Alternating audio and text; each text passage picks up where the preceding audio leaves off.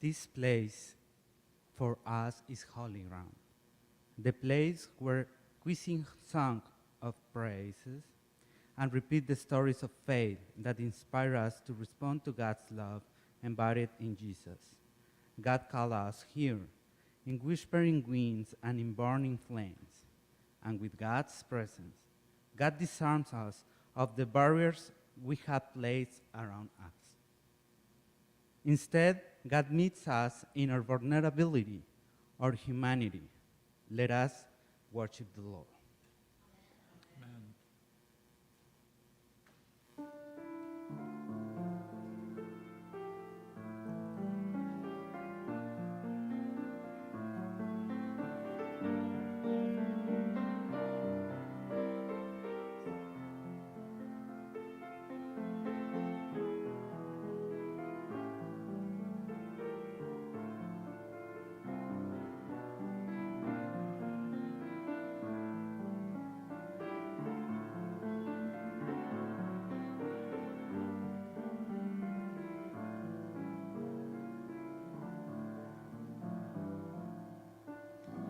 When the poor ones who have nothing share with strangers, when the thirsty water give unto us all, when the wounded offer others strength and healing, a Dios mismo en nuestro mismo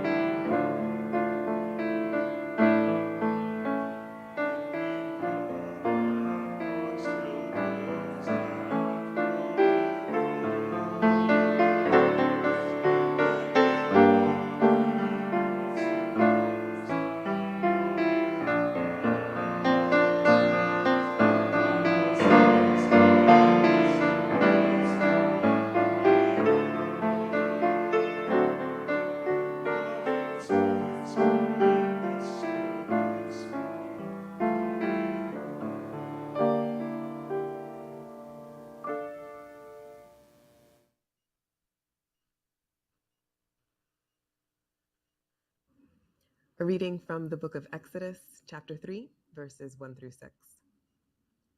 Moses was keeping the flock of his father-in-law Jethro, the priest of Midian. He led his flock beyond the wilderness and came to Mount Horeb, the mountain of God. There the angel of the Lord appeared to him in a flame of fire out of a bush. He looked, and the bush was blazing, yet it was not consumed. Then Moses said, I must turn aside and look at this great sight and see why the bush is not burned up.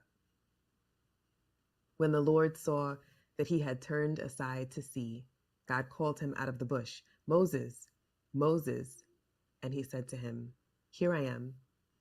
Then God said, Come no closer. Remove the sandals from your feet, for the place on which you are standing is holy ground. God said further, I am the God of your father, the God of Abraham, the God of Isaac, and the God of Jacob. And Moses hid his face, for he was afraid to look at God. May the Lord add a blessing to the reading of this word.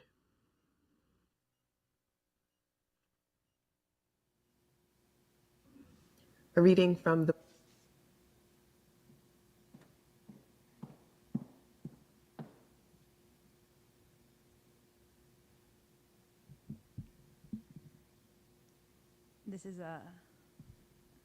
This is This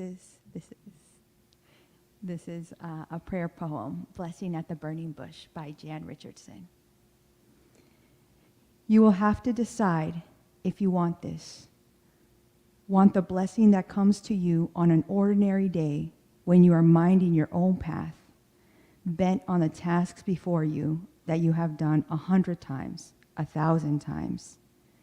You will have to choose for yourself whether you will attend to the signs, whether you will open your eyes to the searing light, the heat, whether you will open your ears, your heart to the voice that knows your name, that tells you this place where you stand, this ground so familiar and therefore unregarded is, in fact, holy.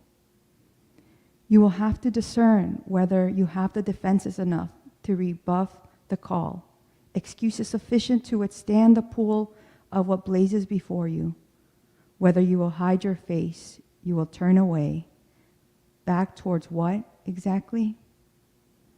No path from here could ever be ordinary again, could ever become unestranged to you, whose seeing has been scorched beyond all salving. You will know your path, not by how it shines before you, but by how it burns within you, leaving your whole as you go from here, blazing with your unarticulate, your inescapable yes.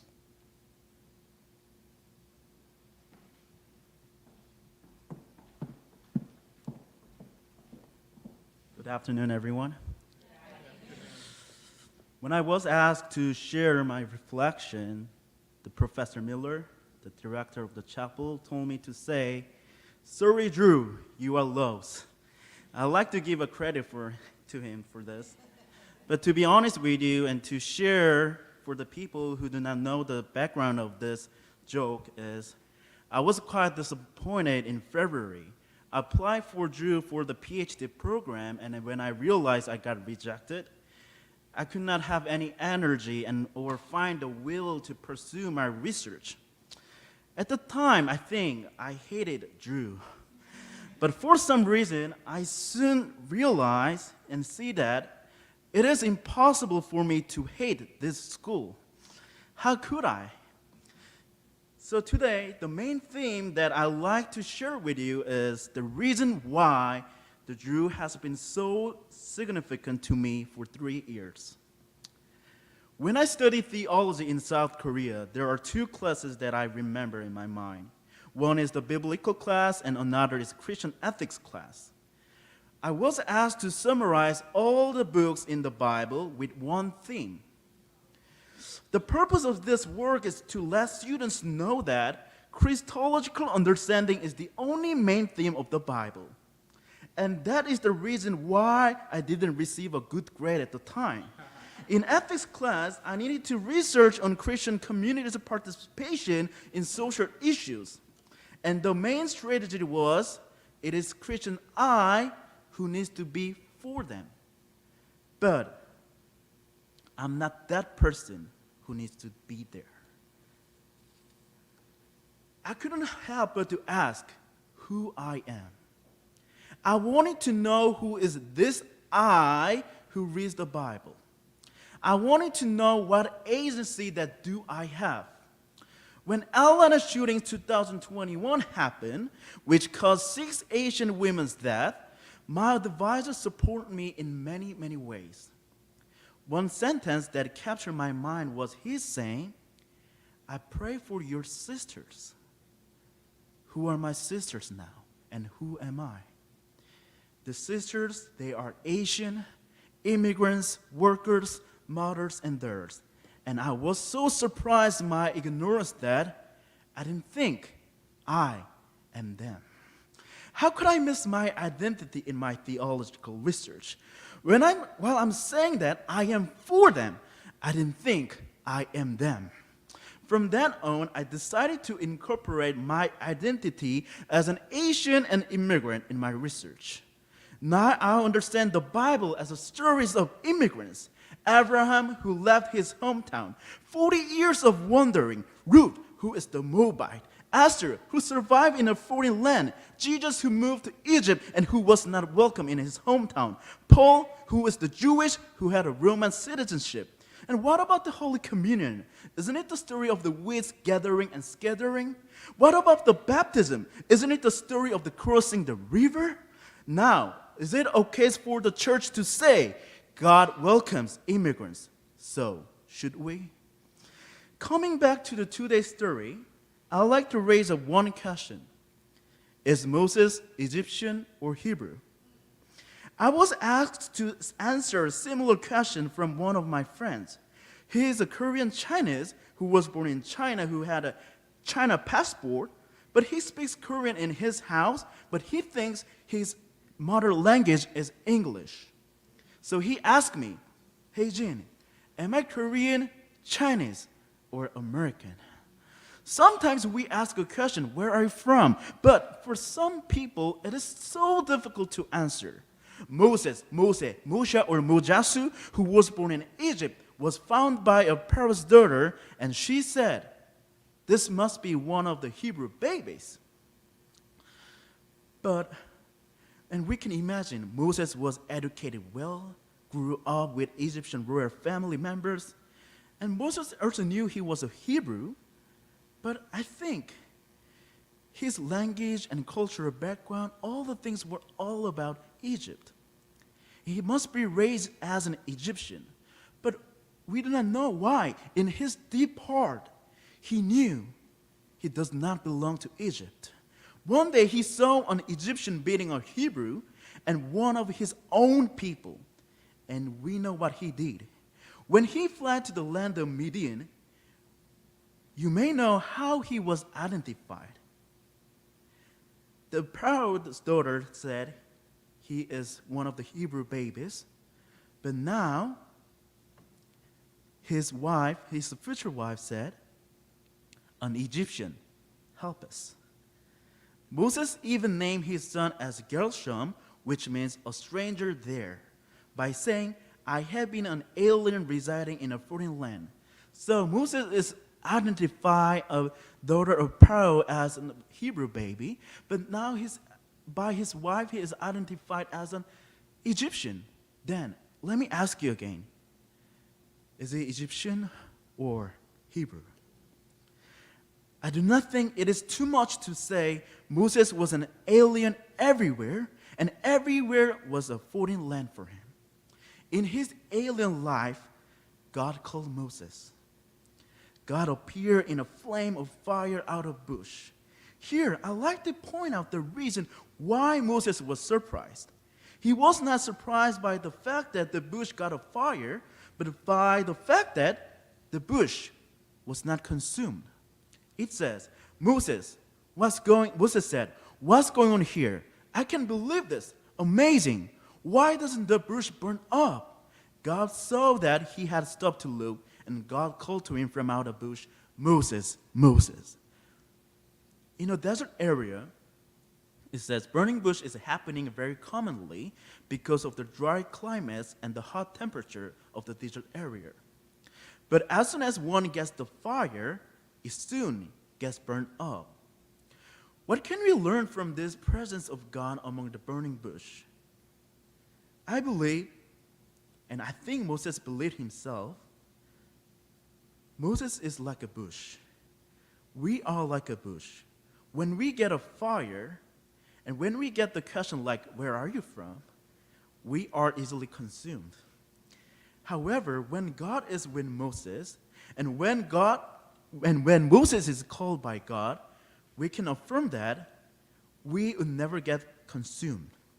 So Moses asked a question, who are you then? Who are you the one who calls me?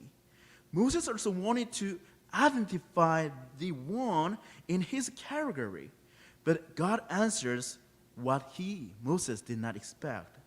I am who I am. For your people, let me say, I am God of Abraham who left his homeland. I'm God of Isaac who had an alien brother. I'm God of Jacob who was a hard worker outside of his hometown. And I'm God of Joseph who was an Egyptian officer and a Hebrew. So Moses asked, who am I? We know now it is the very identical and immigrant question. Who is the now Moses then? Would you still insist that he was an Egyptian or Hebrew? God did not identify him, but God just called him. And just show how he would live by being present in a burning bush that is not consumed. Immigrant life is like a bush. It is everywhere. And sometimes it looks too common, even trivial. It is like a dandelion which we can see everywhere in this campus. Hayoung Lee, who I really admire, who is a former Jew professor, describes immigrant lives as a dandelion. It blooms and disappears. It looks like a yellow flower, but at the same point, it looks like a white flower and starts its journey. Your immigrant life may look common, trivial, and unexciting. But that life is, as we know, where God appears. Then it is our joy and duty to think of their moving and moved lives. Hayoung Lee said, like the golden sun, the flowers shine on in my house for a long time. Several days later, its head turned white. The white seeds went up high in the sky and began to fall down like a parachute all of the rich green yards. Let them live. Let them live anywhere they want to live. It is God's word, and they are God's creatures. So, dear friends, the idea and the notion of immigrants is the core, the essence of the church, I believe. Church is never stationary, but it has its own compass that looks like the cross. Are you ready to move and to be moved? And can our Christian communities declare, as Moses teaches, you shall not wrong or oppress a resident alien, for you were aliens in the land of Egypt. So my immigrant friends, as Moses did, why don't we start our journey? Do not worry, you will not be consumed. Do you think that you are not good at in English, as Moses said, I am slow of speech? Do not worry, as the Bible remarks, God will teach you what to speak, not how to speak. Do you think you are inferior to the higher society? Do not worry, you have your own indigenous ability that will surprise the people. You would move and you would wander, and you would live anywhere and everywhere because you are the burning bush in a desert area and the dandelion in the field. Not only move and wander and live, and you declare, let my people live. Amen. Amen.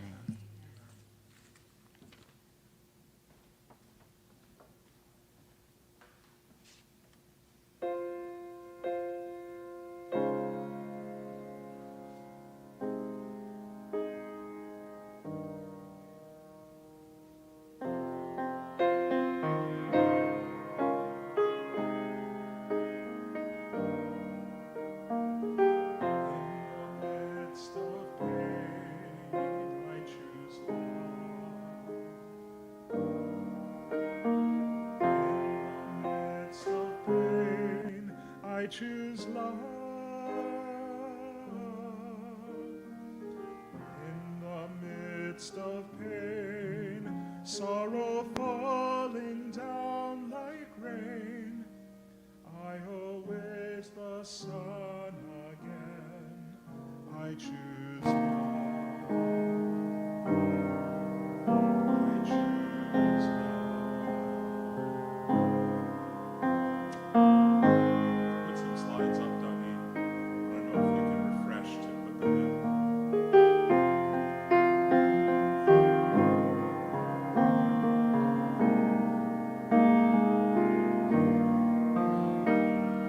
You can unplug the laptop and then plug it in again.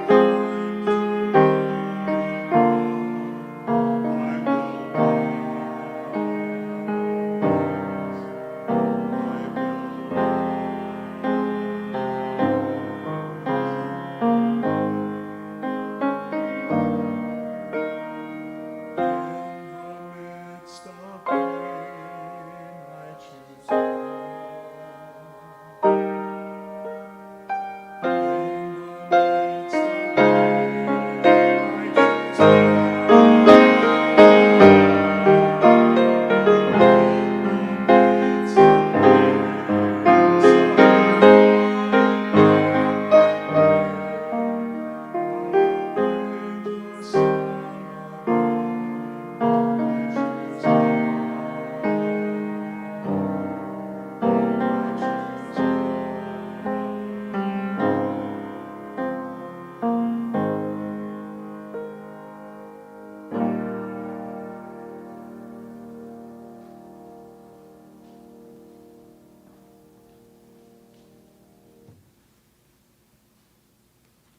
want to do my blessing in Korean, so I prepared the English translation. 사랑하는 여러분, 하나님은 밤과 낮을 가리지 않으시고 우리를 지켜주십니다. 그러므로 오늘 밤에는 푹 주무십시오. 당신이 사랑하는 이가 있는 낮을 하나님께서 지켜주십니다. 그러므로 오늘 낮은 더 열심히 살아가 보십시오. 당신이 사랑하는 이가 있는 밤을 하나님께서 지켜주십니다. 아멘. 아멘.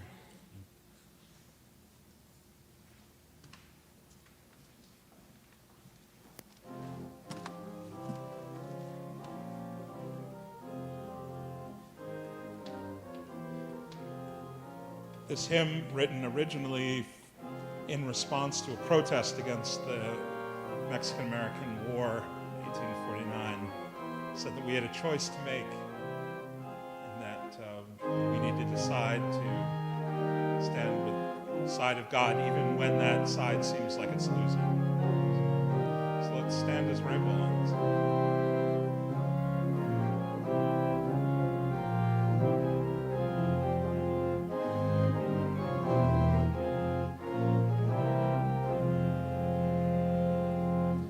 Once to every soul and nation comes the moment to decide in the strife of truth with falsehood for the good or evil side.